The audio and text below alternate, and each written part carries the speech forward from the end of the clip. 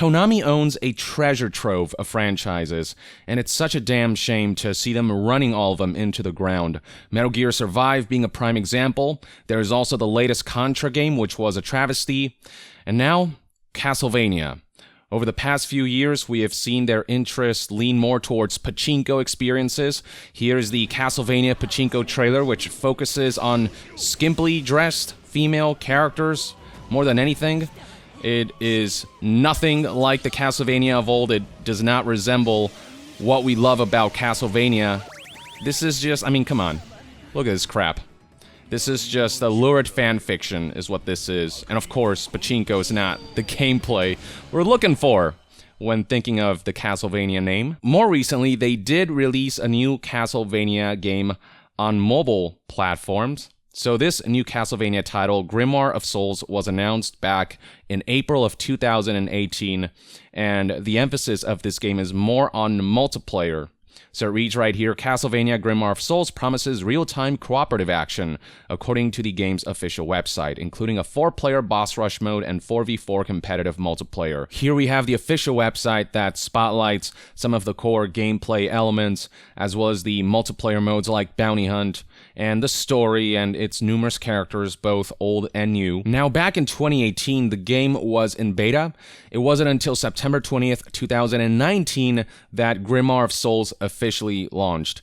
Immediately baffling about the launch is the fact that the game only came out exclusively in Canada on September 20th.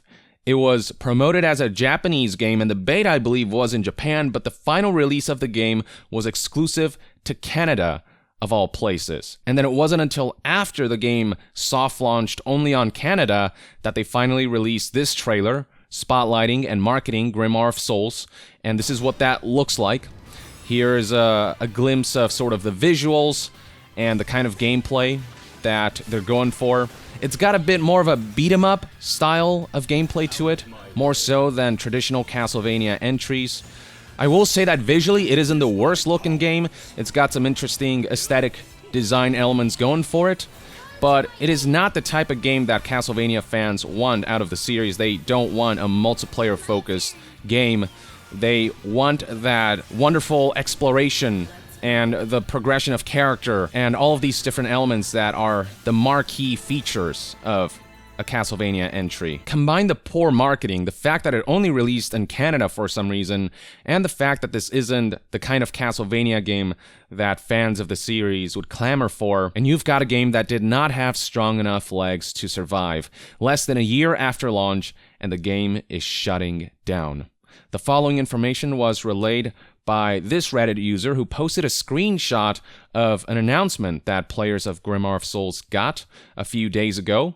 And here's what that reads. Important game closure announcement. Thank you for playing Castlevania Grimoire of Souls. Since our launch in September of 2019, we have been able to continue operations for the game thanks to the support we receive from you, the players. Unfortunately, it is with a heavy heart that due to various circumstances, we are announcing the discontinuation of service for the game on September 9th, 2020 at 8 CEST. To coincide with this, you will no longer be able to purchase gems as of the posting of this message. This being a free-to-play mobile title, it was infested with microtransactions. More specifically, there were gacha elements, there were loot boxes in this game that directly affected gameplay.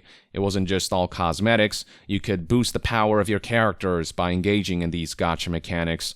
And gacha mechanics most certainly do not belong in Castlevania. There's a forum post on Reset Era that summarized the whole situation best. Here's this individual's take on the game's shutdown. To talk about the game, this just seemed like a doomed project from the start. It had a beta in May of 2018 that was so bad it went into hibernation for 17 months. Only to soft launch randomly in Canada. Turns out that soft launch evolved into the only launch it had, despite primarily being shown in Japanese before its official release. Content dried up a few months ago despite data mining additional chapters and characters, so this announcement was expected. So it was a game marketed in Japan that was released in Canada, and then there was no follow-up, no additional content to keep people coming back to the game. and the title itself, again, was just not a true Castlevania experience. The post continues, Gummy appears to have been the developer, and I suppose they're busy with their Final Fantasy game to prop up 2 games that are light on content and potentially player retention. Once again, Konami has blueballed fans who are interested to learn about the events of 1999 and the final battle with Dracula, as the entire plot of this game involved an organization that was made after that conflict and an antagonist trying to recreate Dracula. Now there's 2 unfinished stories about an event they spent years building up. Like Metal Gear Survive, they release a new game that nobody clearly wanted, and that is almost specifically because of what the game is trying to be, which is of course a slot machine disguised as a game rather than a proper Castlevania entry. You can barely justify a Castlevania fighting game, let alone a mobile game dependent on whales. As news outlet The Gamer put it, it was a more multiplayer-focused entry in the series that tasked players with working through small dungeons to battle a boss. It was a fine enough formula that was dragged down by its awful gacha-styled unlock system. Being a mobile title, there were extreme monetization methods that asked a lot from players. If you didn't pony up the cash, you'd be waiting an awfully long time for things to unlock. So basically, it was structured like any other cash grab mobile title. The end result, nobody cared about this game. Nobody wanted this game. Nobody cared to stay for this game after learning how gacha heavy it is. I mean, what did Konami expect would happen? That just because a mobile game has the Castlevania name in it, that it would be an instant success? Especially with the poor marketing and the fact that it was released exclusively in Canada, of all places. Taking a popular IP and shoving it into the mobile platform will not guarantee success, especially when you put such low effort into a game when it's driven by monetization rather than genuine, passionate creative drive. Something similar happened with Command & Conquer Rivals, the infamous mobile game that EA announced a few E3s ago. Post-launch, Command & Conquer Rivals did not meet EA's expectations. It didn't do anywhere near as bad as Grimoire of Souls did, but it also didn't experience this explosive growth that EA was hoping for. They also thought that if they took a popular IP and shoved it into mobile, it would sell gangbusters and it would perform really well.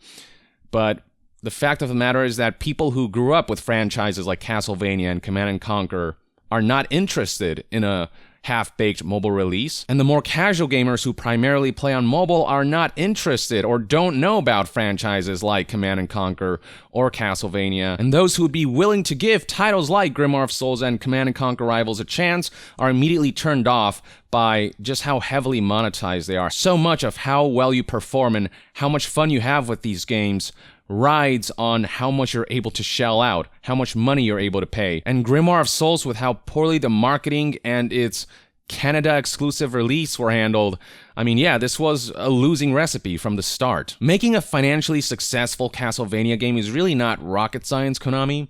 All you have to do is gather passionate developers and make a proper Castlevania game, single player, and with all of the exploration and character progression elements and the art style that players are looking for, and just sell that at a reasonable cost. You don't have to make a AAA Castlevania game even. Hell, make one with 16-bit graphics, if that'll help reduce the cost, and sell that at $20 or $30. But the fact that you're looking for another angle constantly, for some kind of monetization angle anytime you develop a new game, is what's killing you. It's what's holding your games back from being successful and having creative integrity and being genuinely awesome products that people can look forward to. All you want to make are cash grab products, and people sense that.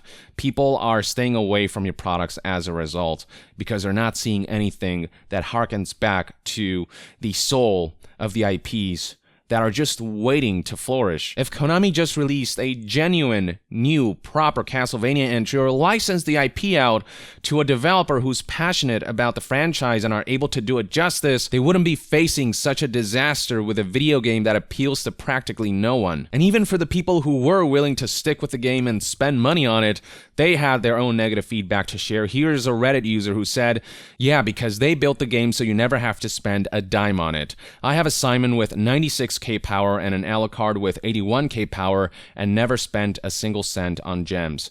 This is what happens when you build a cell phone game around a crappy multiplayer mode no one wants to play. There's no incentive to play the game, so therefore no incentive to buy gems. If the solo co-op content was stronger, this game might have survived. So on top of being poorly advertised and poorly monetized, it's not even that good of a game, so there's very little incentive to actually spend money on it and to stay with the game for the long term. And with this being a free-to-play title that is dependent on the microtransactions to make its money back, you can see how this was a losing recipe. You can understand why this game shut down so shortly after its soft launch exclusively on Canada. It was just not financially viable because it wasn't a good game that people were engaged in and that people were spending money on. So there you have it, folks. Everything you need to know about Castlevania Grimoire of Souls and the utter failure it represents. Let me know in the comments below what your thoughts and opinions are on this mobile Castlevania title and the circumstances surrounding it. And to be further updated on all things gaming news, reviews, and discussions, stay tuned right here on Young Yeah. I'll see you guys next time. Young out.